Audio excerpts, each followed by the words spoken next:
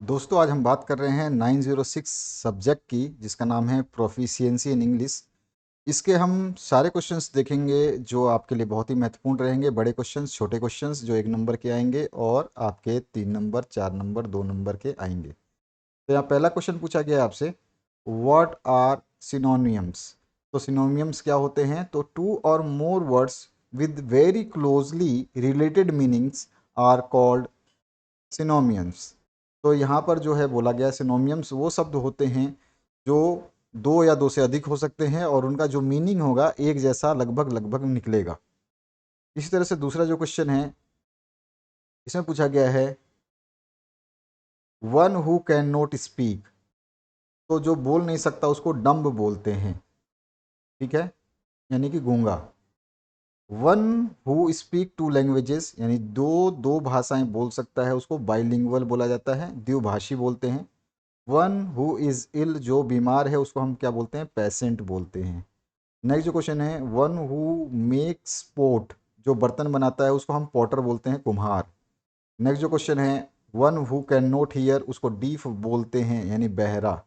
Next question है, government by one person, यानी government जब एक पर्सन चलाता है तो उसको बोलते हैं अरिस्टोकेसी। नेक्स्ट जो क्वेश्चन है इसमें पूछा गया है, वन हु टीचेस, जो पढ़ाता है उसको क्या बोलते हैं? Teacher. One who does not believe in God, जो भगवान में विश्वास नहीं रखता उसको नास्तिक कहते हैं और नास्तिक को इंग्लिश में कहते हैं एथेइस्ट। तो जो नेक्स्ट क्वेश्चन है इसमें पूछा गया है, that can not be read easily, जिसको आसानी से नहीं पढ़ा जा सके उसको हम बोलते हैं इलिजिबल। नेक्स्ट जो क्वेश्चन है इसमें पूछा गया है, books, chairs, tables are known as, तो इनको बोला जाता है कॉमन नाउन। नेक्स्ट जो क्वेश्चन इसमें पूछा गया है, Neha is better than Radha, it is a dash sentence. तो ये कैसा सेंटेंस होता है कि इसमें जो है कंपैरिजन किया हुआ है कि नेहा जो है बेटर है, मतलब अच्छी है राधा से, तो यहाँ पे कंपेयर किया है, तुलना की गई है, तो तुलना में आता है कंपेरेटिव डिग्री।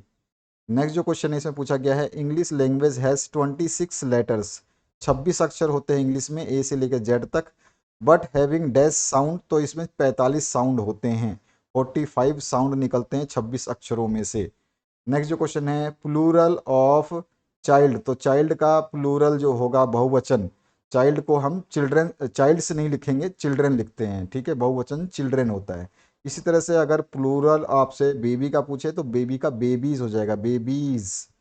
ऑक्स का ऑक्सन होता है, वॉल्फ का वॉल्व्स होता है, याद रखिएगा। नेक्स्ट जो क्वेश्चन है, there are dash vowel and dash consonant in English language. तो टोटल 26 अक्षर होते हैं जैसा कि आप जानते हो इंग्लिश में, उसमें से 5 तो वॉवेल्स होते हैं जिसको स्वर बोला जाता है, और 21 जो है कॉन्सोनेंट होते हैं जिनको व्यंजन बोला जाता है। अगला जो क्वेश्चन है इसमें पूछा गया है आपसे, होमोफोन्स। तो होमोफोन्स क्या होते हैं? तो होमोफोन्स जो है बोलने में एक जैसे ही लगेंगे, बोलते समय एक जैसे ही उच्चारित होंगे, जैसे ये भी सेल है और ये भी सेल है।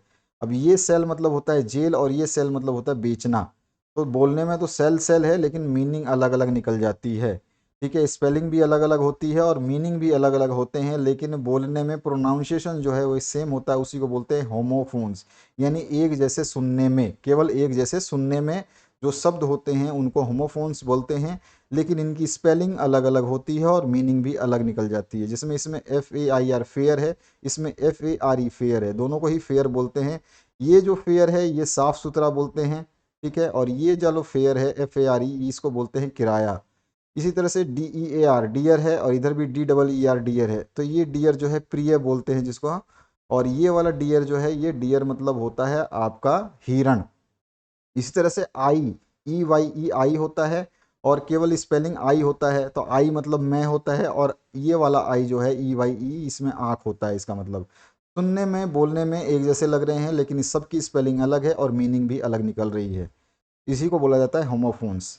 नेक्स्ट जो क्वेश्चन है, language is a very important dash of human life. तो लैंग्वेज जो है वो क्या है? ह्यूमन लाइफ का सबसे जो है एक एलिमेंट है, एक तत्व है। Language is a very important element of human life. Next जो क्वेश्चन है, dash forms the background of English. तो बैकग्राउंड जो इंग्लिश की होती है वो हमारी मदर टंग होती है, ठीक है ना, मदर टंग के द्वारा जो है हम भाषा इंग्लिश को सीखते हैं। इसके बाद जो है, reading has been divided into dash and dash reading and loud reading. तो यहाँ पर जो है हम बोलेंगे कि जो है इसको हम बोलते हैं रीडिंग जो है डिवाइडेड किया गया है साइलेंट एंड लाउड रीडिंग में, ठीक है। टू टाइप्स होते हैं, डिवाइडेड इनटू टू, इसलिए इसमें टू लिखा है। And dash reading and loud reading, तो यहाँ पे साइलेंट आ जाएगा, तो यहाँ पे साइलेंट आता इस वाले ब्लैंक में और इस वाले में टू आता। डिवाइडेड किया गया है टू पार्ट्स में। एक जो है आपका इस क्वेश्चन के हिसाब से रीडिंग के ये प्रकार होते हैं, बाकी रीडिंग के आपके जो प्रकार होते हैं वो आगे हम बात कर लेंगे, टोटल प्रकार। डैश लेटिन वर्ड मीन्स टंग, तो कौन सा लेटिन भाषा है जिसका मतलब होता है जीभ, तो वो होता है लिंगुआ, ठीक है। लिंगुआ जो है ये वर्ड जो है लैंग्वेज के लिए यूज़ की जाती है, अभी हम आगे बात करेंगे। नसल कॉन्सोनेंट आर, तो नसल कॉन्सोनेंट जो होते हैं वो क्या होते हैं, ये जो है व्यंजन होते हैं जिसको नासिका व्यंजन बोलते हैं, तो अनुनासिक व्यंजन बोलते हैं। ये एम एन जब भी आप बोलोगे तो आपके नाक की ध्वनि आएगी इसमें, इसीलिए इसे नसल कॉन्सोनेंट बोलते हैं, नासिका द्वार से निकलती है ये ध्वनि। देयर आर डैश वोवेल्स, अभी अभी मैंने बात की, वोवेल्स जो है 5 होते हैं, कॉन्सोनेंट जो है 21 होते हैं, और वोवेल्स जो होते हैं 5 उनका नाम है A E I O U।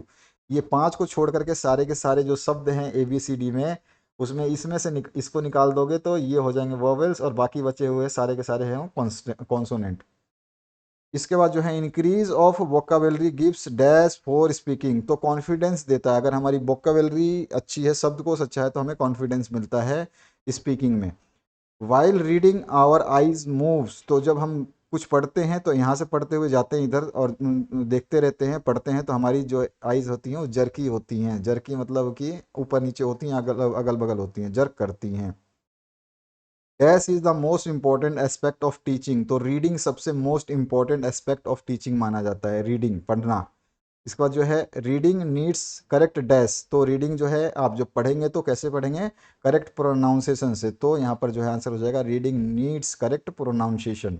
Next जो क्वेश्चन है, dash is the good source of self education, तो रीडिंग स्किल जो है अगर आप पढ़ते हैं, आपकी कौशल क्षमता जो है, रीडिंग का मतलब हो गया कि पठन कौशल जो है वो गुड सोर्स है आपके सेल्फ एजुकेशन की। नेक्स्ट जो क्वेश्चन है उसकी बात करते हैं, imitation method makes the people dash, तो इमिटेशन मेथड जो है ये पीपल्स यानी जो आपके विद्यार्थी होते हैं, जो शिष्य होते हैं, उनको सेल्फ डिपेंडेंट बनाता है। नेक्स्ट जो क्वेश्चन है, writing is a difficult dash, तो राइटिंग जो है डिफ़िकल्ट आर्ट है, राइटिंग मतलब लिखना एक मुश्किल कला है। नेक्स्ट जो क्वेश्चन है, which while writing small alphabet the writer must be dash, तो जब हम स्मॉल अल्फ़ाबेट लिखते हैं तो जो राइटिंग होनी चाहिए, सॉरी राइटर बोल दिया था मैं, राइटिंग होनी चाहिए वो कैसी होनी चाहिए, क्लियर होनी चाहिए, साफ़ सुथरी होनी चाहिए, स्मॉल अल्फ़ाबेट्स जो लिखते हैं हम, ठीक है। इसके बाद जो है black board, chalk, book, cards, charts and are known as writing desk, तो ये सभी की सभी जो ब्लैक बोर्ड है, चौक है, बुक है, आपका चार्ट्स है, ये सब क्या है, राइटिंग मटेरियल है। इसके बाद आइए नेक्स्ट क्वेश्चन, इसमें पूछा गया which English is used in USA, तो यहाँ पर हम बोलेंगे although the United State does not have an official language, यानी कि यूनाइटेड स्टेट की पूछी गई है विच लैंग्वेज जो है यूएसए में बोला जाता है, तो यूनाइटेड स्टेट यूएसए का जो है आपका कोई भी ऑफिशियल लैंग्वेज नहीं है। The most commonly use language is English, लेकिन सबसे ज़्यादा जो प्रचलित भाषा है वहाँ पर वो इंग्लिश है, और वो स्पेसिफिकली किस नाम से है, तो अमेरिकन इंग्लिश है, ठीक है ना। May be other language are also spoken in the United State, जैसे स्पेशली स्पेनिश भी ही इसमें यूएसए में बोली जाती है, ठीक है। तो किस टाइप की इंग्लिश बोली जाती है, अमेरिकन इंग्लिश और स्पेशली स्पेनिश। नेक्स्ट जो क्वेश्चन है, what do you understand by English around us, हमारे चारों तरफ जो है इंग्लिश है, इसका मतलब क्या है, तो इट इज़ ए को official language of the United nation. को ऑफिशियल मतलब कि ये जो है भाषा, जो अंग्रेजी भाषा है ये ऑफिशियल में भी यूज़ होती है, कार्यालय में यूज़ होती है, the European union and many other world and religion international organisations, तो यहाँ पे बोला गया है जो इंग्लिश है, इट इज़ का मतलब यहाँ पे इट का मतलब इंग्लिश है, इंग्लिश इज़ ए को official language of United Nations, European union and many other world, ठीक है ना, पूरे संसार में हर जगह पे इंग्लिश है, हर ऑर्गेनाइजेशन में यूज़ होती है। It is the most widely spoken Germanic language, या जर्मिक लैंग्वेज बोलते हैं, Germanic language, according for a least 70% of speakers of this Indo European branch, 70% जो लोग हैं वो क्या करते हैं, क्या बोलते हैं, वो बोलते हैं इंग्लिश, ठीक है ना, मैक्सिमम लोग जो है इंग्लिश बोलते हैं, ठीक है। इन इंडो और यूरोपियन ब्रांचेस में, जो इंडिया मतलब जो आपका एशियन कंट्रीज़ है और यूरोपियन कंट्रीज़ है वहाँ पर इनके ब्रांचेस में इंग्लिश स्पीकर्स आर कॉल्ड एनोलोफोन्स। तो यहाँ पर जो इंग्लिश जो बोलते हैं वो स्पीकर्स क्या कहलाते हैं, एंग्लोफोन्स कहलाते हैं। तो ये ध्यान रखिएगा, कभी कभी पूछ सकता है एंग्लोफोन्स कौन होते हैं, जो इंग्लिश बोलते हैं उनको एंग्लोफोन्स कहा जाता है। नेक्स्ट जो क्वेश्चन है, what are the advantages of English. तो हम बोलेंगे arguably the greatest advantage of studying English is that your career prospectus and employment opportunities can vast increase. तो एडवांटेज क्या है कि आपको जो है कैरियर अपॉर्चुनिटीज़ ज़्यादा मिलती हैं, ठीक है। उसके अलावा जो है आपके एम्प्लॉयमेंट के चांसेस ज़्यादा बढ़ जाते हैं। People who can speak English fluently, जो लोग जो है अच्छी तरह से इंग्लिश बोल पाते हैं, ठीक है ना, are highly sought after by company of many types. तो उनको जो है विभिन्न प्रकार की कंपनियां जो है बुलावा देती हैं, न्योता देती हैं, इंक्लूडिंग इंटरनेशनल कंपनीज, यानी कि जो एमएनसीज हैं वो भी जो इंग्लिश जानते हैं उनको अधिक से अधिक बुलावा देती हैं। इंग्लिश जो है एडवांटेज क्या करता है, और जो है ये ट्रैवल में मदद करता है, ठीक है, कम्युनिकेशन स्किल को बेटर करता है। तो और सारी चीज़ें लिख सकते हैं, अगर आपको इस पॉइंट से लिखने हैं तो पॉइंटों में आप इस तरह से डाल देना जैसे मैंने बताया है। नेक्स्ट जो क्वेश्चन है, what is the use of English language. तो any language has one purpose that is to help communicate with the each other. तो ये क्या करता है, हर जो भाषा होती है उसका मेन लक्ष्य क्या है कि एक दूसरे से जो है बातचीत हो सके। English language is no different, so its purpose is to enable communication and interaction between the people. तो इंग्लिश लैंग्वेज भी कोई अलग नहीं है, ठीक है, ये भी क्या काम आती है, कम्युनिकेशन करने के और इंटरेक्शन करने के, बातचीत करने के लिए, ठीक है ना। ये दो लोगों के बीच में जो है बातचीत करने के लिए, अपने विचारों को प्रकट करने के लिए काम आती है। नेक्स्ट जो क्वेश्चन है, why is English important now days. इन दिनों इंग्लिश क्यों महत्वपूर्ण हो गई है। तो English is the most commonly use language among foreign language speakers, ठीक है। विदेशी जो भाषा हम बोलते हैं उसमें सबसे कॉमन भाषा जो है आपकी इंग्लिश है। उसके अलावा जो है जर्मन है, फ्रेंच है, चाइनीज़ है लैंग्वेज, तो उसमें सबसे ज़्यादा कॉमन जो है आपका इंग्लिश है, ठीक है। Throughout the world when people from different nationalities want to communicate, जब वो बात दूसरे दूसरे देशों के जब लोग बात करना चाहते हैं, they commonly use English language, तो वो इंग्लिश लैंग्वेज का प्रयोग करते हैं। Moreover speaking English will enable you to contact people from all over the world and to travel more easily. यानी कि यहाँ पर सीधा सीधा बोला गया है कि आप अधिक से अधिक लोगों से संपर्क कर सकते हैं इंग्लिश के माध्यम से, और जब आप ट्रैवल करोगे तो ट्रैवल में भी आपको इंग्लिश की आवश्यकता पड़ती है। अब ट्रैवल नहीं है, इसका मतलब ये ट्रैवल नहीं है कि आप अपने घर से निकले और मार्केट चले गए, या अपने घर से निकले या अपने आप जो है राज्य से निकले और दूसरे राज्य में चले गए। जब आप अपने देश से दूसरे देश में जाओगे तो इंग्लिश की बहुत ज़्यादा आवश्यकता होती है। नेक्स्ट जो क्वेश्चन है, what is the need of English language in our society. हमारे समाज में जो है इंग्लिश लैंग्वेज की क्या जो है ज़रूरत है। तो हम बोलेंगे, knowing English increase your chances to getting good job in multinational companies with in your home country और फाइंडिंग वर्क अब्रोड। यानी कि इंग्लिश अगर आपकी अच्छी है तो आपको चांस मिलता है कि आप मल्टीनेशनल जो कंपनीज़ हैं उसमें आप जो है जॉब प्राप्त कर लें, या फिर अपने होम कंट्री में आसानी से जॉब प्राप्त कर सकते हैं, या फिर आप जो है उसके अलावा विदेशों में भी जॉब प्राप्त कर सकते हैं अगर आप इंग्लिश जो है सोसाइटी में जानते हैं तो। It is also the language of international communication, the media and the internet. ये भी आप जानते हैं कि इंग्लिश जो है इंटरनेशनल कम्युनिकेशन के लिए यूज़ होता है, मीडिया में यूज़ होता है, इंटरनेट में यूज़ होता है। तो learning English is important for socialising and entertainment as well as work, ठीक है। तो सभी के लिए जो है इंग्लिश यहाँ पे ज़रूरी है। इसके बाद जो नेक्स्ट क्वेश्चन है, why English is very important in our life. तो speaking English allows you to actually broaden your word from job opportunities to ability to relate to people from every country। तो यहाँ पर जो है English क्या करता है, हमारे को एक्चुअल जो है हम कहना चाहते हैं, ब्रॉडन वर्ड्स जो है हम ज़्यादा से ज़्यादा चीज़ों को यूज़ कर सकते हैं, ज़्यादा से ज़्यादा चीज़ें जो इंग्लिश में यूज़ की जा सकती हैं आसानी से। और साथ ही साथ जो है जो दूसरी अपॉर्चुनिटीज़, जॉब अपॉर्चुनिटीज़ है, उसका विकल्प भी हमारे को इससे मिलता है, इंग्लिश से, ठीक है ना। नोविंग the language makes it much more interesting every trip. मतलब हर चीज़ अगर हम करेंगे, अगर हम इंग्लिश जानते हैं तो वो हमें और भी इंटरेस्टिंग लगने लगती है। Education is very important to improve your self, but learning English is also improves the quality of life. तो एजुकेशन तो हमारी शिक्षा तो हमारे लिए बहुत ज़रूरी है कि हमारी जो ज़िंदगी है वो बदले, वो अच्छी हो, लेकिन उसके साथ साथ अगर हमारी इंग्लिश अच्छी होती है तो हमारी जो लाइफ है वो भी अच्छी हो जाती है। नेक्स्ट जो क्वेश्चन है, what is the aim of English teaching. तो aim are what teachers want to achieve in lesson और ए कोर्स। तो इंग्लिश जो है यहाँ पे, what is the aim of English teaching, English teaching का एम क्या होता है। तो पॉइंट वाइज भी लिख सकते हो, मैंने दूसरे वीडियो में बताए, यहाँ पर मैंने आपको पैराग्राफ आंसर दिया, वहाँ पे पॉइंट वाइज आंसर दिए। पॉइंट वाइज आंसर्स जो है आसानी से आप लिख सकते हो, पैराग्राफ वाले आंसर्स लिखने में आपको थोड़ी सी कठिनाई होती है, लेकिन जिनको समझ में आता है वो लिख सकते हैं पैराग्राफ बना के भी। ठीक है, तो अचीव कर सकते हो आप अपना जो लेसन पढ़ा रहे हो उसको, जो कोर्स पढ़ा रहे हो उसको आसानी से आप जो है एम कर सकते हो। Activity in class is plan in order to achieve these aims. और जो आप एक्टिविटी कराओगे इंग्लिश टीचिंग में उसको आसानी से अटेम्प्ट कर सकते हो आप। साथ ही साथ जो है a lesson aim could be for the learners to demonstrate that they understand the form और use of the passive better, और to have practice intensive reading.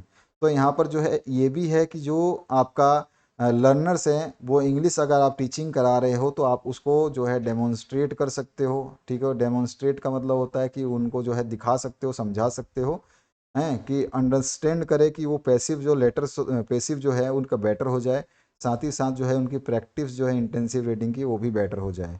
What controls the quality of teacher education in India. तो National Council for Teachers Education, जिसको NCTE बोला जाता है, ये control करती है education, teacher education in India. ठीक है, ये सेटअप हुआ था 1993 में, ध्यान रखिएगा। नेक्स्ट जो क्वेश्चन है, what is the need of English language in our society. तो अभी अभी हमने पढ़ लिया था, तो ज़रूरत नहीं दोबारा पढ़ने की, आप दोबारा पढ़ सकते हैं। इसके बाद जो नेक्स्ट क्वेश्चन है इसमें पूछा गया है, right features and characteristics of cursive hand writing. Cursive hand writing आप जानते हो, मैं बता चुका हूँ वीडियोज़ में। तो in this style of writing letters are joined together to make a meaningful word. इसमें जो लेटर्स होते हैं जैसे वो क्या होते हैं, वो फ्लो में लिखे जाते हैं, फ्लो में जैसे कि बिल्कुल चिपके चिपके चिपके एक साथ में लिखे जाते हैं, उनको कर्सिव राइटिंग बोलते हैं।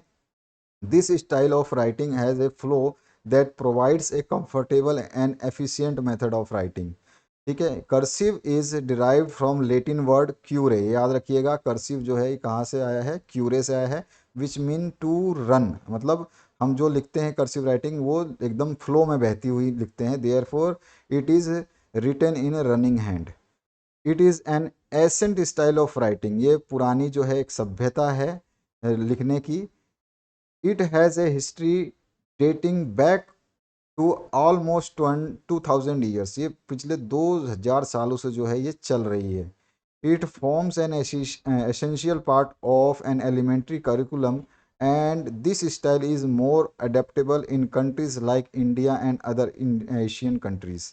ये जो कर्सिव राइटिंग है ये इंडिया में और एशिया की जो कंट्रीज़ हैं उसमें ज़्यादा फॉलो की जाती है। इसके बाद जो है, how many parts of N argument. तो आर्गूमेंट के आपके कितने पार्ट होते हैं ये बताना है। तो इसके आर्गूमेंट के 4 पार्ट्स होते हैं, ध्यान रखिएगा। एक होता है क्लेम, एक होता है काउंटर क्लेम्स, और तीसरा होता है रीजंस, और चौथा होता है एविडेंस। इसके बाद में name 3 parts of the writing process. तो 3 पार्ट्स जो होता है उसमें आपका आता है प्री राइटिंग, फिर राइटिंग और रिवाइजिंग। ये याद रखिएगा, 3 पार्ट्स जो होते हैं वो होता है प्री राइटिंग, फिर राइटिंग और फिर रिवाइजिंग। नेक्स्ट जो क्वेश्चन है, state one necessity of effective writing. तो इसकी नेसेसिटी क्या है।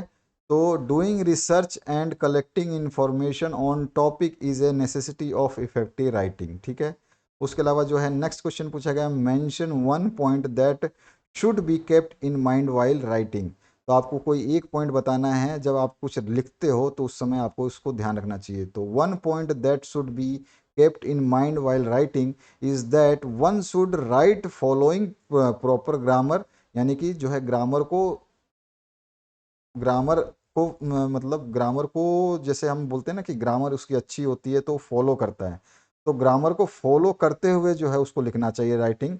सेंटेंस स्ट्रक्चर को फॉलो करते हुए उसको राइटिंग लिखना चाहिए। It helps in putting across one's thoughts properly to the readers. जो है कोई अगर ये ग्रामर को फॉलो करते हुए, सेंटेंस स्ट्रक्चर को फॉलो करते हुए लिखता है तो उस वो अपनी विचारों को जो है किसी रीडर तक आसानी से पहुंचा सकता है।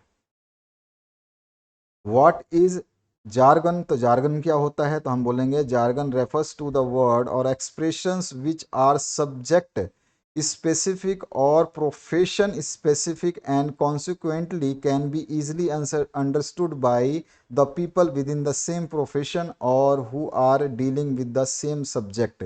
यहाँ पे जार्गन का बहुत सिंपल सा मीनिंग होता है, मैं यहाँ पे सिंपल डेफिनेशन भी दे चुका हूँ।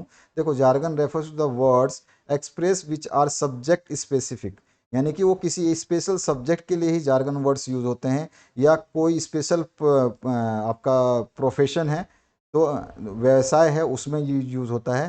ठीक है, ये इजीली अंडरस्टूड होता है जो उस ग्रुप के आदमी होते हैं, उस प्रोफेशन के आदमी होते हैं, उन्हीं के द्वारा, दूसरा कोई समझ नहीं सकता है। और who are dealing with the same subject, और कोई उस चीज़ को पढ़ रहा है, उस चीज़ को सीख रहा है, वो भी उस जार्गन वर्ड्स को समझ सकते हैं। अब जार्गन वर्ड्स होते क्या, सिंपल में समझिए। जार्गन इज द टेक्निकल और specialised language used by people in a specific field and group, बोल सकते हो आप। जार्गन जो है एक टेक्निकल या स्पेसिफिक लैंग्वेज होता है जो ग्रुप ऑफ पीपल के द्वारा जो है एक स्पेसिफिक फील्ड में या स्पेसिफिक प्रोफेशन में बोला जाता है। जैसे कि अगर मेडिकल लाइन में जार्गन वर्ड्स बोला जाता है तो समझिएगा, ये दूसरा कोई समझ नहीं पाएगा। यहाँ पे मैं आपको समझा देता हूँ। इन मेडिकल लाइन एक डॉक्टर जो है वो क्या बोलता है, patient is post op and stable. अब ये सोचोगे आप, पता नहीं क्या बोल गया डॉक्टर, ठीक है ना, patient is post op and stable. अब इसको अगर हम पूरा हिंदी में मतलब अंग्रेजी में डिटेल में समझें तो पोस्ट ऑप का मतलब होता है मेडिकल जार्गन, ठीक है ना, ये मेडिकल जार्गन लिया है, इसका मतलब होता है आफ्टर सर्जरी। तो patient is after surgery is stable बोल देंगे, मतलब अभी आफ्टर सर्जरी के बाद में पेशेंट जो है ठीक है। इन टेक्नोलॉजी की बात करें तो someone might say we need to debug the front end script. अब हम कंप्यूटर की लैंग्वेज में किसी ने बोला, जो कंप्यूटर के बारे में जानता है वो बोलता है we need to debug the front end script. अब आपको एंड स्क्रिप्ट का नहीं पता है, डिबग का नहीं पता है, तो जो कंप्यूटर के बारे में नॉलेज रखता है उसको ये पता है। तो यही होते हैं जार्गन वर्ड्स, जो स्पेसिफिक जो प्रोफेशनल हैं या जो ग्रुप्स है जहाँ पे यूज़ होता है उन्हीं को पता होता है, बाकी दूसरे लोग इसका अंदाज़ा नहीं लगा सकते हैं। डिबग जो है ये फ्रंट एंड जो डिबग एंड फ्रंट एंड जो लिखा है ये जार्गन वर्ड्स हैं जो कि सॉफ्टवेयर डेवलपमेंट में यूज़ होते हैं। अगर किसी ने सॉफ्टवेयर डेवलपमेंट सीखी है या पढ़ा है तो उसको पता है कि डिबग क्या होता है या फिर फ्रंट एंड स्क्रिप्ट क्या होता है। बाकी दूसरे लोग जो आम जनता है जैसे आप हो, आपको नहीं पता चलेगा कि ये डिबग क्या होता है या फिर फ्रंट एंड स्क्रिप्ट क्या होता है। ये उसको पता चल जाएगा, किसी ने सॉफ्टवेयर डेवलपमेंट का कोर्स किया है या पढ़ रहा है तो वो बोलेगा अरे ये तो सॉफ्टवेयर डेवलपमेंट से रिलेटेड वर्ड्स बोले गए हैं। तो ये इन्हीं को बोलाता है jargon. Jargon is the technical और specialised language used by people in a specific field. जैसे डॉक्टर मेडिसिन लाइन में बोल सकते हैं, टेक्नोलॉजी की लाइन में बोल सकते हैं, इंजीनियरिंग की लाइन में बोल सकते हैं। तो इस तरह से उन लाइंस में जो स्पेसिफिक वर्ड्स यूज होते हैं उन्हीं को जो है बोला जाता है, स्पेसिफिक लैंग्वेज यूज होते हैं उन्हीं को बोला जाता है जार्गन। नेक्स्ट जो क्वेश्चन है, what are the redundancies in a sentence? तो यहाँ पर जो है ये क्या होता है, टू और more words that say the same thing yet we use all of them in a sentence. यानी कि दो या दो से अधिक शब्द जो बोलने में सेम ही हो या उसका मीनिंग सेम निकले, लेकिन फिर भी उसको हम एक ही सेंटेंस में दो बार यूज कर लेते हैं। तो जो है उसका मतलब क्या होता है, वो जो है क्या मतलब होता है उसका, कि उसी को जो है हम आपको रीअंडरडेंसीज कहते हैं, है ना। तो यहाँ पर रिडंडेंसीज क्या होता है, happens when a sentence use more words than needed, ठीक है, लेकिन मीनिंग वही निकलेगा। जैसे कि आप एग्जाम्पल के द्वारा समझ सकते हैं, यहाँ पर बेटर वर्जन दिया गया, जैसे रिपीट अगेन। अब मैं बोलता हूँ रिपीट अगेन और कोई बोलता है रिपीट, तो रिपीट अगेन मतलब है दोबारा बोलो और रिपीट मतलब भी दोबारा बोलो। समझ में आ गया, तो हम रिपीट अगेन यूज़ करते हैं। तो ये आपका रिडेंडेंट फ्रेज हो गया, जबकि रिपीट भी हम बोल सकते थे। तो रिपीट की जगह जब हम जो वो ऐसा वर्ड यूज़ करते हैं जिसका मीनिंग सेम ही निकल जाए तो वही आपका रिडंडेंट या रिडंडेंसी कहलाता है। जैसे कि अभी प्लानिंग, प्लानिंग क्या होता है, हम जो प्लान करते हैं, यानी कि जो हम प्लानिंग करेंगे उसी को अगर हम बोलें एडवांस प्लानिंग, अरे प्लानिंग तो एडवांस में ही की जाती है। मैं आज प्लानिंग कर रहा हूँ कि कल मैं घूमने जाऊँगा, तो एडवांस में ही हो गया ना, प्लानिंग जो है एडवांस ही की जाती है। अब यहाँ पे बोला गया एडवांस प्लानिंग, एडवांस प्लानिंग का भी मतलब प्लानिंग ही हो गया। जैसे एंड रिजल्ट, अंतिम रिजल्ट, यानी कि अंतिम जो रिजल्ट क्या हुआ या रिजल्ट क्या हुआ, मैं बोलूँगा रिजल्ट क्या हुआ तो उसमें अंतिम क्या होता है, अंतिम का कोई मतलब नहीं है, तो हम एंड रिजल्ट भी बोल देते हैं, लैंग्वेज में लिखते हैं। ईच एंड एवरी, तो हम जो है ईच एंड एवरी जो है, ईच मतलब भी मतलब हर एक, और एवरी मतलब भी हर एक, है ना। तो ईच एंड एवरी लिखा है यहाँ पे, ईच और एवरी भी लिख सकते थे, ईच का इस्तेमाल कर सकते थे या एवरी का इस्तेमाल कर सकते हैं। जैसे कि फ्री गिफ्ट, अरे गिफ्ट है तो फ्री ही होगा ना, तो उसकी जगह हम गिफ्ट यूज़ कर सकते हैं। तो जब हम जो ऐसे लैंग्वेजेस यूज़ करते हैं जिसका सेंस सिंपल लैंग्वेज के हिसाब से के बराबर ही निकलता है, जो कि हम बोलते हैं ये एक्स्ट्रा सेंटेंस होते हैं। देखे है ना, ये सेंटेंसेस जो है मोर वर्ड्स में यूज़ होते हैं जितनी की आवश्यकता नहीं होती है, सेम आइडिया को एक्सप्लेन करते हैं। यहाँ पर गिफ्ट मतलब भी उपहार होता है, फ्री गिफ्ट मतलब भी मुफ्त उपहार होता है, और गिफ्ट का मतलब ही उपहार होता है ना। गिफ्ट मतलब भी, अब किसी को जाके आप शादी में गिफ्ट देते हो तो वो आप क्या बोलोगे, फ्री गिफ्ट, अरे यार गिफ्ट ही बोलते हैं, ठीक है ना। अभी आप जाओगे शॉपिंग करने, आपको बोलता है कि इस सामान को खरीदोगे तो आपको फ्री गिफ्ट मिलेगा, अरे वो तो फ्री मिलेगा, वो गिफ्ट ही है तभी तो फ्री दे रहे हो, ठीक है ना। तो पास्ट हिस्ट्री, तो हिस्ट्री, पास्ट हिस्ट्री मतलब पिछला इतिहास, और हिस्ट्री मतलब भी आपका इतिहास होता है, और इतिहास का मतलब होता है कि पीछे की चीज़ें हम पढ़ रहे हैं। तो ये सारे चीज़ें जो हैं आपके रिडंडेंट फ्रेजेस कहलाते हैं, जिनको हम जो है मोर देन वन वर्ड्स को यूज़ करते हैं, लेकिन मीनिंग जो है एक वर्ड के बराबर ही निकलता है, सेम आइडिया ही देता है ये वर्ड्स। नेक्स्ट जो क्वेश्चन है, डिफाइन सन साउंड या सन वर्ड। तो shun word end with the TION, इसको भी सन बोलते हैं, और SION इसको भी सन बोलते हैं, ठीक है ना। That is ending with sun sound, जब आप बोलोगे तो सन, इसका भी नाम है सन। अब देखो सन मतलब वो बेटा वाला सन या सूरज वाला सन नहीं है, जैसे कि इन्फॉर्म तो इन्फॉर्मेशन, लास्ट में आया सन, ठीक है। इसी तरह से डिसाइड तो डिसीजन, तो यहाँ पे भी आया सन, ठीक है। तो इस तरह से TION हो या SION हो, इस तरह के वर्ड्स जब आएंगे तो उसी को बोलते हैं सन साउंड, ठीक है। इसके बाद आइए नेक्स्ट, आप बोल सकते हैं यहाँ पे देखो क्रिएट है तो क्रिएशन, ठीक है ना। तो यहाँ पे सन आवाज आ रही है, उसी को सन साउंड बोलते हैं। Give one example of acronym. Acronym क्या होता है, तो acronym of an example of acronym is WHO which stand for World Health Organization, यानी कि शॉर्ट फॉर्म जो होता है उसको बोलते हैं एक्रोनियम, ठीक है ना। WHO जो है इसका फुल फॉर्म अलग होता है, ये शॉर्ट में WHO बोलते हैं, हम समझ जाते हैं वर्ल्ड हेल्थ ऑर्गेनाइजेशन की बात हो रही है, इन्हीं को एक्रोनियम बोलते हैं। जैसे कि NCTE है ना, तो उसका भी फुल फॉर्म होता है, तो वो भी एक्रोनियम हो गया, तो इस तरह से है। इसके बाद में जो है suggest writing tips for improving writing style, तो राइट शॉर्ट पैराग्राफ कर सकते हो, हैं एक्टिव वॉइस यूज़ कर सकते हो, direct in your language writing, be direct in your writing, मतलब आप अपनी राइटिंग में जो है सही रहो, इम्प्रूव रहोगे तो तभी आपकी राइटिंग स्टाइल जो है सही होगी। चूज़ योर वर्ड वाइजली, सही तरीके से अपने वर्ड्स का चुनाव करो बुद्धिमानी से। Use short sentences when ever possible, ठीक है। Review and edit your work, use a natural conversational tone, हैं। उसके अलावा read renowned book by authors with different writing styles, तो जो भी रिवॉर्डेड बुक्स हैं, अच्छी बुक्स हैं, उनको पढ़िए जो डिफरेंट ऑथर्स के हैं, जो डिफरेंट स्टाइल्स में लिखी गई हैं, उनको पढ़ने से जो है आपकी क्या हो जाएगी, राइटिंग स्टाइल इंप्रूव हो जाएगी। इसके अलावा और बहुत सारे हैं जिसमें से मैंने कुछ ही लिखे हैं। इसके बाद जो है डिफाइन डिस्क्रिप्टिव राइटिंग, तो descriptive writing refers to the kind of writing where we describe a person, place or process or thing in a such a fashion that a vivid picture is formed in the reader's mind, यानी कि creative descriptive मतलब हम इतना अच्छी तरह से describe करते हैं किसी पर्सन को, किसी प्लेस को, या किसी प्रोसेस को, या किसी चीज़ को, कि वो ऐसा बन जाए, उसके दिमाग में इतना अच्छा पिक्चर बन जाए कि उसको समझ में आ जाए, ठीक है ना। उसी को डिस्क्रिप्टिव राइटिंग कहते हैं। Name the author of the book hard times, hard time नामक बुक जो लिखी थी वो किसने लिखी थी, तो चार्ल्स डिकेंस ने लिखी थी, याद रखिएगा। नेक्स्ट जो क्वेश्चन है, state one characteristics of narrative writing. Narrative writing का जो है एक कैरेक्टरिस्टिक आपको बताना है, तो one characteristics of narrative writing is that the writer should use vivid verbs, तरह तरह के वर्ब्स यूज करता है, and modifiers to suggest the action of the protagonist of the narrative. तो नैरेटिव जो है कैरेक्टरिस्टिक्स जो होता है, इसमें विविध मतलब बहुत तरह के वर्ब्स होते हैं और मॉडिफायर्स होते हैं जो किसी एक्शन के बारे में जो है नरेट करते हैं। उसके बाद जो नेक्स्ट क्वेश्चन है इसमें पूछा what is the most frequently used mode of writing. तो expository writing is the most frequently used mode of writing. तो ये याद रखिएगा, सबसे ज़्यादा कभी कभी ये क्वेश्चन आपसे पूछ सकता है, तो आपको याद होना चाहिए। नेक्स्ट जो क्वेश्चन इसमें पूछा गया है name the various type of letters. तो कौन कौन से लेटर्स होते हैं, तो आपका जो है फॉर्मल लेटर होता है, सेमी फॉर्मल लेटर होता है और इनफॉर्मल लेटर्स होता है। उसके अलावा जो है पर्सनल लेटर भी होता है। ठीक है, फॉर्मल, सेमी फॉर्मल, इनफॉर्मल, जिसको हम पर्सनल लेटर भी बोलते हैं। तो आपके इस तरह के लेटर्स होते हैं। नेक्स्ट जो क्वेश्चन है पत्र जिसको बोला जाता है, what is the first step of writing an email.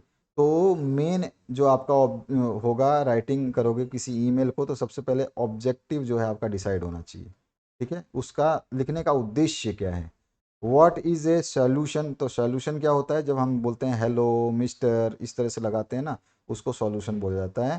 ठीक है, ये फर्स्ट लाइन होती है किसी ईमेल को लिखने के लिए, या किसी लेटर को लिखते हैं तो स्टार्ट करते हैं बॉडी को, तब इसको यूज़ करते हैं।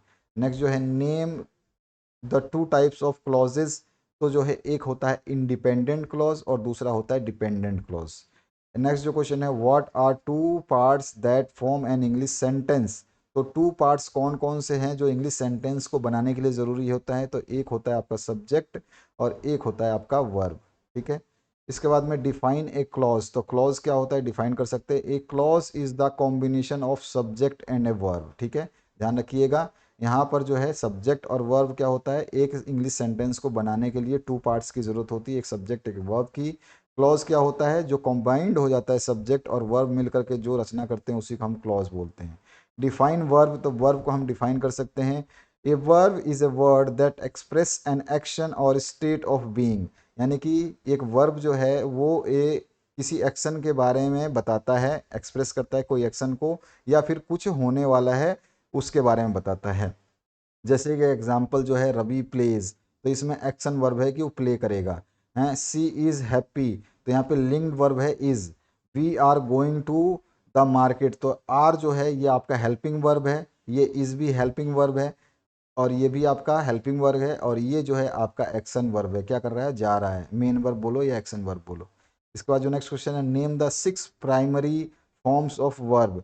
तो कौन कौन से 6 प्राइमरी फॉर्म्स ऑफ वर्ब होते हैं। एक इन्फिनिटिव वर्ब होता है, एक पास्ट टेंस, ठीक है, इन्फिनिटिव, पास्ट टेंस है, पास्ट पार्टिसिपल, उसके अलावा जो है आपका present participle and gerund. Gerund जो होता है, ये वर्ड्स वो होते हैं जिसमें आई एन जी लग जाता है लास्ट में। कोई भी, जैसे लुकिंग, ठीक है, डांसिंग, सिंगिंग, रनिंग, सब में आई एन जी लास्ट में लग रहा है, उन्हीं को जिरंड कहते हैं। तो इसके ऊपर कभी कभी पूछ लेगा आपसे क्वेश्चन, तो आपको याद रखना है gerund words ends with sound I N G. ठीक है, बस इतना लिख देना है। Mention the 3 forms of basic English verb structure. तो आपका पैसिव फॉर्म हो जाएगा, नेगेटिव फॉर्म हो जाएगा और एक क्वेश्चन फॉर्म हो जाता है। नेक्स्ट जो क्वेश्चन इसमें पूछा गया व्हाट इज लैंग्वेज। तो language is a specific form of speech. The language word language derived from Latin word lingua. बोला था मैंने, अब बताऊंगा आगे जाके, लिंगुआ, लिंगुआ से ड्राइव हुआ है, जो कि एक लेटिन वर्ड है। क्वेश्चन पूछा जाता है इसके ऊपर भी। इसके बाद जो है नेक्स्ट क्वेश्चन आपसे पूछा गया what are the difficulties in reading, how in this be removed. तो इज होगा यहाँ पे, इज थोड़ा सा कर लेना, ये मिस्टेक है। What are the difficulties, reading में कौन कौन सी समस्याएं होती हैं और कैसे आप इसको रिमूव कर सकते हो। तो समस्या क्या होती है, जो है lack of good model reading, ठीक है, लैक ऑफ ड्रिल मतलब अभ्यास की कमी, too many new words occurring in the reading passage. जो आप पढ़ रहे हो उसमें नए नए शब्द आ रहे हैं जो आपने पहली बार पढ़े हैं, तो भी आपको जो है डिफ़िकल्टीज आएगी रीडिंग में। प्यूपिल्स लिमिटेड वोकेबलरी, शब्दकोश की कमी हो, ठीक है ना। डिफेक्टिव प्रोनाउंसिएशन, आपकी प्रोनाउंसिएशन जो है सही नहीं हो, उच्चारण सही नहीं हो। केयरलेसनेस एंड नर्वसनेस, नर्वस हो या फिर आप केयरलेस हो पढ़ते समय, तो भी आपको डिफ़िकल्टीज महसूस होगी। कैसे आप इसको रिमूव कर सकते हो, तो रिमूव कर सकते हैं above mention difficulty should be remove through the corrective exercise, ठीक है ना। तो उसमें the right type of reader and good printing, proper vocabulary, revision, adequate aural work should be used. ये सारी चीज़ें जो हम बता सकते हैं, इससे ज़्यादा। उसके अलावा जो है हम AIR ऑल इंडिया रेडियो जो है सुन सकते हैं, BCC ब्रॉडकास्ट सुन सकते हैं। फोनेटिक एक्सरसाइजेस कर सकते हैं, प्रोनाउंसिएशन एक्सरसाइजेस कर सकते हैं, तो उससे हमारी रीडिंग जो है बेहतर हो पाएगी। नेक्स्ट जो क्वेश्चन है, right the advantages of the library method. तो लाइब्रेरी मेथड के बहुत सारे एडवांटेजेस हैं। सप्लीमेंट्स एक्सटेंसिव रीडिंग, जो है ये एक्सटेंसिव रीडिंग की पूरक है। उसके अलावा जो है ये अनसुपरविज्ड है। उसके अलावा जो है इसमें सुपरविज़न की ज़्यादा ज़रूरत नहीं पड़ती है। प्राइवेट रीडिंग है, ठीक है, ये प्राइवेट रीडिंग होती है। उसके अलावा जो है नेक्स्ट आपका ये 2 बार रीडिंग आ गया, प्राइवेट रीडिंग है। उसके अलावा आप बता सकते हो इसमें कि इट हैज़ इन्जॉयमेंट, इसमें जो है इन्जॉयमेंट होती है। It has information and knowledge. तो ये है इसके फ़ायदे किसके, लाइब्रेरी मेथड के। नेक्स्ट जो क्वेश्चन है इसकी बात करते हैं, write the limitation of the library method. तो it is done in formal situation of a classroom. इसकी लिमिटेशन ये है कि ये फॉर्मल सिचुएशन में, औपचारिक रूप से क्लासरूम में होती है। डन इन सेट लेसन्स, जो लेसन सेट करेंगे उसमें होगी। नोट ए सुपरवाइज्ड रीडिंग, जो है इसके ऊपर कोई ज़्यादा ध्यान नहीं देता है रीडिंग पे, सुपरवाइज़र नहीं होता है इस रीडिंग को देखने वाली, निरीक्षक नहीं होता है, पर्यवेक्षक नहीं होता है। Does not concentrate the student, और जो है it does not concentrate the students, concentration जो है वो भंग रहती है इसमें ज़्यादातर लाइब्रेरी मेथड में। व्हाट इज स्कीमिंग, तो skimming is the reading at one's fastest speed, यानी स्कीमिंग जो है ये एक जो है तेजी से पढ़ने वाली कला है, ठीक है। Reading skill for obtaining more important information in selection to get the fairly complete and detailed overview of it, जो है हम जल्दी से पढ़ करके उसके बारे में जानकारी निकाल लेते हैं, उसी को स्कीमिंग कहते हैं। कोई पैराग्राफ बड़ा है, उसको थोड़ा सा पढ़ा हमने और उसके बारे में पूरा तथ्य समझ गए, उसी को स्कीमिंग कहा जाता है। What are the qualities of good handwriting, तो बहुत सारी क्वालिटीज़ होती हैं जिनके बारे में आप जानते हैं, इसको भी हम आपको जो मैंने प्रोफिशिएंसी इन इंग्लिश का जो वीडियो दिखाया है उसमें आप देख सकते हैं। नेक्स्ट जो क्वेश्चन है, ये वाली वीडियो की बात कर रहा हूँ जिसको आपको देखना चाहिए। अगर आप ये वीडियो देखते हैं तो आपकी सारी कन्फ्यूज़न इंग्लिश से रिलेटेड ख़त्म हो जाएगी। इसमें हिंदी में भी लिखा हुआ है, जैसे ये क्वेश्चन आपका इंग्लिश में है, इसी को इसके बगल में जो है इसके नीचे ही हिंदी भी लिखा हुआ है इसका। तो आप हर वर्ड के बारे में, हर सब्जेक्ट के बारे में, हर क्वेश्चन का जो है हिंदी में अनुवाद समझ सकते हैं। जब आप एग्ज़ाम में लिखेंगे तो वो हिंदी भी आपको याद रहेगी, तो आप जो है उस क्वेश्चन का आंसर आसानी से दे पाएंगे। तो what are the causes of bad handwriting, जो बुरी आपकी लिखावट है उसके क्या कारण हैं। तो यहाँ पर बहुत सारे कारण दिए गए हैं जो मैंने यहाँ पे इंग्लिश में दिए हैं, बट इस वीडियो में आपको वो हिंदी में भी मिल जाएंगे, यानी कि इंग्लिश भी लिखा हुआ है, उसी के नीचे हिंदी भी लिखा हुआ है, फिर इंग्लिश फिर हिंदी फिर इंग्लिश फिर हिंदी लिखा हुआ है। तो उसको आपको पढ़ने में और समझने में बहुत आसानी होगी। और वहाँ पे मैंने लैंग्वेज को थोड़ा प्रॉपर तरीके से और जो है बिल्कुल आसान बना के लिखा हुआ है, ठीक है। आइए नेक्स्ट जो क्वेश्चन है उसकी बात करें, write the measures to improve handwriting. अब जो है आप इम्प्रूव करेंगे हैंड राइटिंग को, तो आप क्या क्या यूज़ कर सकते हैं इम्प्रूवमेंट के लिए इसके, तो हम ये सारे जो है मेजर्स अपना सकते हैं, ये रास्ते हैं जिससे हम अपनी हैंड राइटिंग को इम्प्रूव कर सकते हैं। इस वीडियो में इसका इंग्लिश हिंदी वर्जन भी मिल जाएगा, मतलब इंग्लिश के साथ हिंदी भी मिलेगी इस वीडियो के अंदर। ये जो है वीडियो अभी प्लेलिस्ट में भी अवेलेबल है, और ये वीडियो खत्म होगा तो इस वीडियो की लिंक जो है आपको दिखाई देगी, प्लेलिस्ट की लिंक दिखाई देगी, उस पर टच करना और देख लेना, प्रोफिशिएंसी इन इंग्लिश के नाम से ये आपका वन शॉट वीडियो है जो कि आपको मिल जाएगा। यहाँ पर जो है एक गुड पैराग्राफ क्या होता है, तो उसमें की सेंटेंसेस होते हैं, यूनिटी की सेंटेंसेस होते हैं, कोहेरेंस होता है। लेंथ ऑफ पैराग्राफ जो है वो जो है आपका बहुत ज़्यादा और बहुत छोटा और बहुत ज़्यादा बड़ा नहीं होता है। तो इसके बारे में भी सब कुछ बताया हुआ है इस वीडियो में ही। इसके बाद जो है English is our major window on the modern world, discuss करना है, discuss the value of study of English in India, उसमें भी यही आंसर आएगा। अगर क्वेश्चन पूछ लेता हो what are the advantages of study of English in India, तो इस तीनों का आंसर ये सेम ही होगा। इंग्लिश जो है ये हमारा इंटरनेशनल लैंग्वेज के रूप में यूज़ होता है, एक लिंक लैंग्वेज की रूप में यूज़ होता है, ए लाइब्रेरी लैंग्वेज के रूप में यूज़ होता है, एज ए विंडो भी यूज़ होता है। इसमें ये सारी चीज़ें लिख सकते हैं। उसके अलावा लैंग्वेज ऑफ कोर्ट भी है इंग्लिश, आप जानते हैं कोर्ट में भी इंग्लिश लैंग्वेज यूज़ होता है। उसके बाद जो है language of trade and industry भी है, जो व्यापार होती है और जो आपकी औद्योगिक क्षेत्र हैं वहाँ पर भी इंग्लिश का उपयोग होता है। Language of western science and आपका आर्ट का भी ये जो है लैंग्वेज इंग्लिश ही है। तो ये सारे के सारे महत्वपूर्ण चीज़ें हैं जो इंग्लिश के बारे में हैं। इसके बाद जो है एक और क्वेश्चन पूछता है, इसके भी 3 तरीके हैं पूछने के। What are the problems of teaching English in India, Bharat में इंग्लिश पढ़ाने में क्या प्रॉब्लम्स आती है। What causes are responsible for the downfall of the standards of English in India. तो इंग्लिश का जो डाउनफॉल होता है, ठीक है ना, स्टैंडर्ड का डाउनफॉल होता है, उसके कौन कौन से रिस्पॉन्सिबल कॉजेज हैं, या फिर what are the main difficulties in teaching and learning English. तो ये तीनों तरह के क्वेश्चन पूछेगा, तो फिर आप जो है यहाँ पर सीधा सीधा ये वाले आंसर्स को लिख सकते हो। इसमें लैक ऑफ प्रॉपर एम हो जाएगा, नो एग्रीड पॉलिसी, मतलब कोई ढंग की पॉलिसी नहीं है इसकी, और शॉर्टेज ऑफ गुड टीचर्स है, एंड लैक ऑफ मेथड्स हैं, lack of good text books है, यानी कमी होती है, लैक मतलब कमी होती है, ठीक है। इस तरह से डिफेक्टिव जो है एग्जामिनेशन सिस्टम है हमारा, डिफेक्टिव एवोल्यूशन प्रोसीजर है, lack of audio visual aids हैं, क्राउडेड हमारी क्लासेस हैं, अनप्रोडक्टिव सुपरविज़न है। तो इन सब चीज़ों को पढ़ लोगे। अगर इससे भी अच्छा और सही आंसर चाहिए, यानी कि हिंदी में भी चाहिए, तो आप जो है वो वाला वीडियो देख लेना जो मैंने अभी आपको बताया था। What are the characteristics of English as a second language. तो द्वितीय भाषा के रूप में अंग्रेजी के जो हैं क्या कैरेक्टरिस्टिक्स हैं, क्या खासियतें हैं। तो वही जो है इंग्लिश जो है एज ए सेकेंड लैंग्वेज एक आइडियल लैंग्वेज है, ठीक है।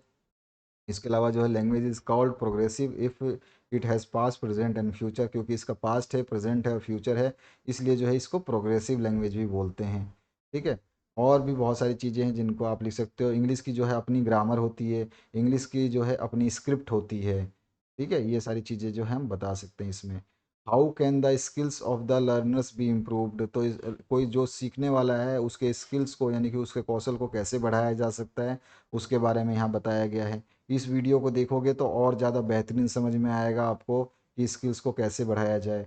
यहाँ what is role play. Role play क्या होता है, तो role play is a teaching method where student act out roles और situation to practice real life scenarios और develop communication skills and understand different perspectives. तो रोल प्ले क्या होता है, एक टीचिंग मेथड होता है जहाँ पर स्टूडेंट जो है एक किसी न किसी रोल या सिचुएशन को अदा करता है और वो रियल लाइफ में उसको प्रैक्टिस करता है कई नज़रियों से, जिससे कि उसका कम्युनिकेशन स्किल डेवलप होता है और वो अंडरस्टैंड करता है डिफरेंट पर्सपेक्टिव को, यानी कि डिफरेंट सिचुएशंस को जो है वो अंडरस्टैंड कर लेता है। एग्जांपल जैसे कि एक स्टूडेंट टीचर बन जाता है, ठीक है, एक स्टूडेंट जो है शॉपकीपर बन सकता है, एक स्टूडेंट जो है रिपोर्टर बन सकता है। तो ये जो है आपका रोल प्ले हो गया। Why role play used in effective classroom teaching. तो रोल प्ले जो है इफेक्टिव क्लासरूम में क्यों यूज़ होता है उसका जो आप बता सकते हैं, तो उसके बहुत सारे रीज़न हैं। इंटरेक्टिव एंड इंगेजिंग होता है ये, है लैंग्वेज प्रैक्टिस होती है, इससे इम्प्रूव करता है स्पीकिंग एंड लिसनिंग स्किल को। उसके अलावा डेवलप करता है social and emotional skill, connect करता है learners to real life, build करता है कॉन्फिडेंस। तो ये सारे पॉइंट आप इसमें बता सकते हैं। Mention function of communicative language teaching, CLT के बारे में फंक्शंस बताने हैं आपको। इसके फंक्शंस क्या है, तो फंक्शंस में बता सकते हो कि इसका फंक्शन है प्रोमोट रियल कम्युनिकेशन, ठीक है। इसका दूसरा फंक्शन है डेवलप ऑल फोर लैंग्वेजेस, जिसमें लिसनिंग, स्पीकिंग, रीडिंग और राइटिंग आते हैं, इन सभी को डेवलप करता है। इनकरेज फ्लुएंसी एंड एक्यूरेसी, ठीक है। उसके अलावा जो है enhance learners motivation, emphasises functional language use, functional language use के ऊपर जोर देता है, ठीक है। उसके अलावा जो है build social interaction skill, focus on contextual learning और encourage problem solving and critical thinking. ये सारे सारे जो है इसके फ़ायदे हैं। इसके बाद जो है right the objective of listening skill. Objective क्या है भाई, जो श्रवण कौशल है उसके ऑब्जेक्टिव क्या है, तो हम बता सकते हैं बहुत सारे ऑब्जेक्टिव है। To understand the spoken language, भाई जो हम बोल रहे हैं उसको समझने के लिए इसकी आवश्यकता है लिसनिंग की, है ना। इम्प्रूव कंसंट्रेशन एंड अटेंशन, उसके लिए भी लिसनिंग चाहिए, अच्छी होनी चाहिए, कौशल होनी चाहिए। हैं develop comprehension skill, follow instruction and directions, अगर हम सुनेंगे नहीं सही थे तो इंस्ट्रक्शंस या डायरेक्शंस को कैसे फॉलो करेंगे। इंप्रूव करता है वोकेबलरी एंड प्रोनाउंसिएशन। उसके अलावा इफेक्टिव कम्युनिकेशन में हेल्प करता है, क्रिटिकल थिंकिंग में हेल्प करता है, एम्पैथी एंड रिस्पेक्ट बिल्ड करता है, लैंग्वेज लर्निंग में सहायता देता है। ये सारी चीज़ें इसमें लिख सकते हैं। Write the problems face during teaching spoken English. जब आप जो है टीचिंग इंग्लिश कराते हो, यानी इंग्लिश जब पढ़ाते हो, तो कौन कौन सी प्रॉब्लम्स जो है फेस करनी पड़ती है। तो बहुत सारे जो है प्रॉब्लम्स हैं जिनको हम बता सकते हैं कि भैया ये प्रॉब्लम्स जो हैं फेस करनी पड़ती है। जो मैंने अभी वीडियो बताई थी उसमें आपको और हिंदी में समझ में आएगा, तो आपको और मज़ा आने वाला है उस वीडियो को देख करके। What is reading process, right AIIMS of reading, right AIIMS of teaching reading.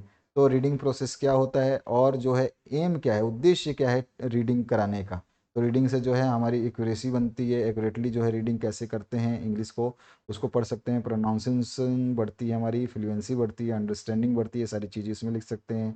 Various kind of reading आपको बताना है तो 6 तरह की रीडिंग होती है आपकी। ओरल रीडिंग या रीडिंग अलाउड होता है, साइलेंट रीडिंग होती है, इंटेंसिव और टीचिंग ऑफ प्रोज टेक्स्ट यानी इंटेंसिव रीडिंग होती है, एक एक्सटेंसिव रीडिंग होती है जिसको रैपिड रीडिंग भी कहा जाता है, सप्लीमेंट्री रीडिंग होती है और लाइब्रेरी रीडिंग होती है। 6 तरह की हमारी टोटल रीडिंग्स होती हैं। इसके बाद में write any 2 reasons of retardation in reading. तो जब हम रीडिंग करते हैं तो उसमें मंदता क्यों आती है, कमी क्यों आती है, धीरे क्यों हम रीडिंग करते हैं। तो टेक्स्ट बुक डिफ़ॉल्ट हो सकते हैं, डिफेक्टिव हो सकते हैं, इम्परफेक्ट टीचर्स हो सकते हैं। इसके रीज़न इसमें 2 पूछा है तो 2 ही लिखे हैं, इसके अलावा ज़्यादा पूछता तो ज़्यादा लिखते हैं। मैंने इसके बारे में हिंदी में भी वर्जन में इस वीडियो में बता रखा है। इसके बाद जो है give the name of various method of teaching reading. तो कौन कौन से जो है वेरियस मेथड हैं जिससे आप जो है रीडिंग जो है पढ़ा सकते हैं, रीडिंग करा सकते हैं। तो अल्फ़ाबेटिक मेथड है, सिलेबस मेथड है, वर्ड मेथड है, फ्रेज मेथड है, सेंटेंस मेथड है, स्टोरी मेथड है, फोनिक मेथड है। 7 तरह के हमने यहाँ पे जो है मेथड लिख रखे हैं जो टीचिंग करा सकते हैं रीडिंग के लिए। इस वीडियो में और हिंदी में भी डिटेल में इसका आंसर मिलेगा आपको। नेक्स्ट जो क्वेश्चन है व्हाट इज़ प्रिंट स्क्रिप्ट।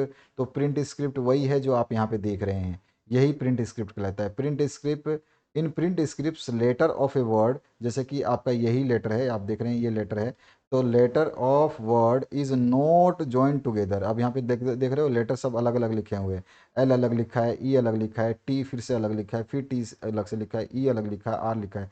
ये सभी जहाँ पर भी आप देख रहे हो ये सारा का सारा प्रिंट, अभी तक जो आप इस वीडियो में जो भी चीज़ें लिखी हुई देख रहे हो ये सारी की सारी क्या है, प्रिंट स्क्रिप्ट है। यानी कि ये प्रिंटेड है, इसमें लेटर्स को आपस में जॉइंट नहीं किया जाता, हर वर्ड का जो लेटर है वो अलग रहेगा, not joint together. Letters are written independently यानी स्वतंत्र रूप से लिखे रहते हैं, अलग अलग लिखे रहते हैं, विद विद इवन स्पेसिंग। और जो है इसमें स्पेस भी देखने को मिल रहा है, थोड़ा थोड़ा जगह सभी में है ना, एक एक अल्फ़ाबेट में डब्लू के बाद में थोड़ा सा जगह फिर ओ लिखा है, फिर जगह फिर आर लिखा है, फिर जगह फिर डी लिखा है। तो इसमें इवन स्पेसिंग यानी कि इवन मतलब होता है कि बराबर जगह छोड़ा जाता है, हर जगह पे बराबर जगह मिलेगा आपको। किसी भी वर्ड को आप देखोगे तो उसमें जो यहाँ पे एन और ओ के बीच में जो जगह है वो ओ और टी के बीच में ही उतनी जगह है। जैसे जो जे और ओ के बीच में जो जगह है वो ओ और आई के बीच में भी उतनी जगह है, आई और एन के बीच में भी उतनी जगह है, एन और ई के बीच में भी उतनी जगह है, ई और डी के बीच में भी वही जगह है। तो यही बोला लेटर्स आर रिटन इंडिपेंडेंटली यानी स्वतंत्र रूप से लिखे रहते हैं और इवन स्पेसिंग के साथ यानी बराबर के स्पेस के साथ लिखे रहते हैं। Books are written in this script, जो बुक्स आप पढ़ते हैं उसमें इसी स्क्रिप्ट का यूज़ होता है, तभी तो आपको इस तरह की जो है बुक में इस तरह से लिखा रहता है। यहाँ पे भी आप ये बुक ही देख रहे हैं एक तरह से, therefore it is called print script, इसीलिए इसको बोलते हैं print script. It is use in magazine, newspaper, book etcetera. इसके बाद में what is the difference difference between formal and informal letters. तो फॉर्मल और इनफॉर्मल लेटर्स जो आप जानते हो, इनफॉर्मल लेटर्स जो है फ्रेंडली मैनर में लिखा जाता है, अपने दोस्तों को रिश्तेदारों को लिखा जाता है जो हमारे साथ फेमिलियर है। और फॉर्मल लेटर जो है वो ऑफिशियल पर्पज़ के लिए या प्रोफेशनल कम्युनिकेशन के लिए लिखे जाते हैं। ठीक है, इनफॉर्मल लेटर जो है ये कैजुअल और पर्सनल इन कम्युनिकेशन के लिए लिखा जाता है, इनफॉर्मल वाले कैजुअल या पर्सनल कम्युनिकेशन के लिए। और उसके अलावा जो है इसमें जो राइटिंग है ना फॉर्मल लेटर्स में, वो जो है प्रिस्क्राइब्ड फॉर्मेट में लिखे जाते हैं कि उसमें ज़्यादा आप बकवास नहीं कर सकते, उसमें सही सही मुद्दे की बात होती है उस फॉर्मल लेटर में। तो इस तरह से भी लिख सकते हो या फिर अलग से एक तरफ इनफॉर्मल और एक तरफ फॉर्मल लिख के टेबल फॉर्म में लिख सकते हो। टेबल फॉर्म देखने के लिए आप इस वीडियो को देखिएगा, टेबल फॉर्म में हिंदी और इंग्लिश वर्जन में मिल जाएगा। इसके बाद में है what is a good advertisement. तो when designing an advertisement ensure it includes a high impact provocating provocative and memorable image, यानी कि जो एडवर्टाइजमेंट होगा वो ऐसा इम्पैक्ट डालेगा कि जो है किसी को जागृत कर दे, और जो है मेमोरेबल इमेज यानी याददाश्त के अंदर छप जाने वाली इमेज जो है उसमें एडवर्टाइजमेंट में होती है, देखते ही पसंद आने लगता है। The image use should reflect your brand value, जो हम जिस चीज़ का एडवर्टाइजमेंट कर रहे हैं, विज्ञापन कर रहे हैं, उसका वैल्यू दिखाए। Relevant and engaging your target audience, जिसके लिए आप जो ये एडवर्टाइजमेंट लिख रहे हैं वो जो ऑडियंस है उनको क्या करे, आपके उसको आकर्षित करे। Ensure your advertisement features a strong neat and clean headline to capture attention.